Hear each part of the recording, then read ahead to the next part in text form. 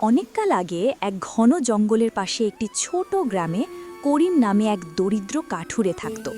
সে খুব সৎ এবং পরিশ্রমী ছিল, কিন্তু তার আয় খুব কম ছিল।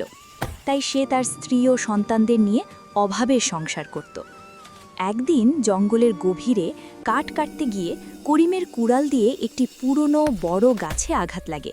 হঠাৎ গাছটির গোড়া থেকে এক ঝাঁক ধোঁয়া বেরিয়ে এসে বিশাল একটি জিনের আকার ধারণ করল। জিনটির চেহারা ছিল ভয়ঙ্কর, চোখ দুটো ছিল আগুনের মতো লাল। জিনটি রেগে গর্জে উঠল, কে তুমি? তুমি আমার 100 বছরের ঘুম ভাঙিয়েছ। আমি এখন তোমাকে ধ্বংস করব। করিম ভয়ে কাঁপতে কাঁপতে মাটিতে লুটিয়ে পড়ল। সে বলল, মহাশয়, আমি একজন নিরীহ কাঠুরে। আমি জানতাম না যে এই গাছের তলায় আপনার বাস। আমার ভুল হয়েছে, কৃপা করে আমাকে ক্ষমা করুন। করিমের সরলতা এবং আন্তরিক ক্ষমা প্রার্থনা দেখে জিনটির রাগ কিছুটা কমল।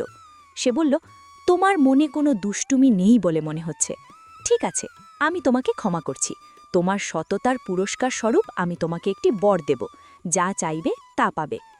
করিম ভাবল, এটাই সুযোগ।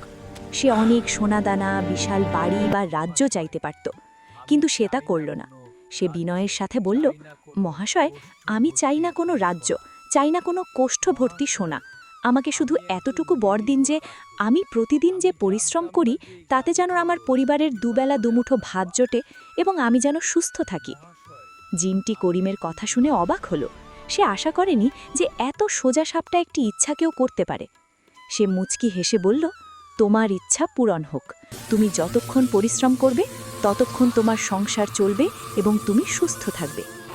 এই বলে জিনটি আবার ধোঁয়া হয়ে গাছের ভেতর অন্তর্হিত হয়ে গেল। করিম খুব খুশি হয়ে বাড়ি ফিরে গেল। পরের দিন থেকে তার জীবনে একটা বড় পরিবর্তন লক্ষ্য করল। সে যতই পরিশ্রম করুক না কেন ক্লান্ত হতো না, আর যে কাঠ সে কাটত তার দাম ভালো পেত।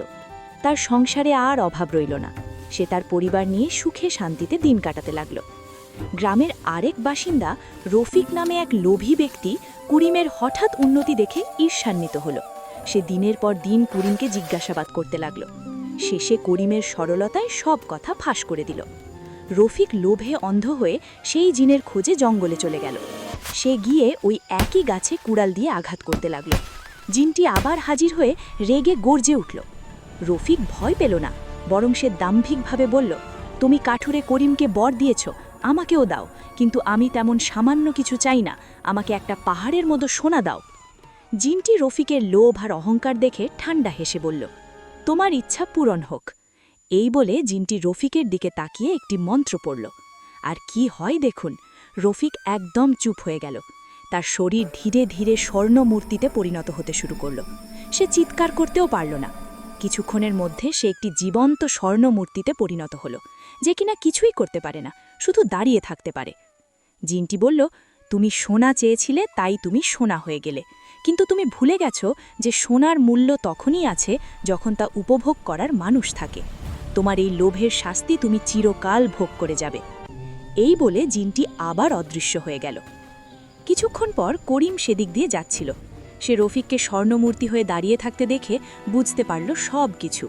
সে মনে মনে বুঝল লোভের পরিণাম কত ভয়ানক হতে পারে। সে নিজের সরলতা আর পরিশ্রমের জন্য ঈশ্বরকে ধন্যবাদ জানালো এবং সুখেই তার বাকি জীবন কাটালো। নৈতিক শিক্ষা: লোভের পরিণাম সর্বদা ধ্বংস, আর সরলতা, সততা আর পরিশ্রমই সত্যিকারের সুখের মূল। কখনোই অন্যায় উপায়ে সম্পদ অর্জনের চেষ্টা করা উচিত নয়।